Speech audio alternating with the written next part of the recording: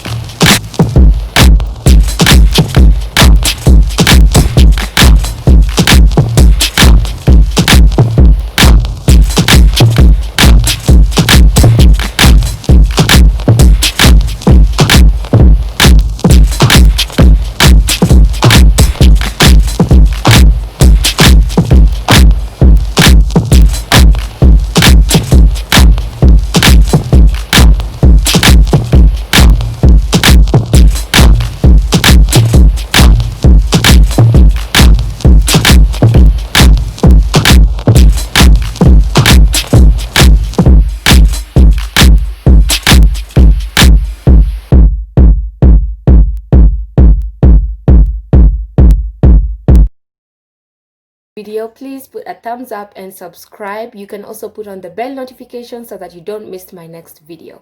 Thank you for watching and see you on my next one.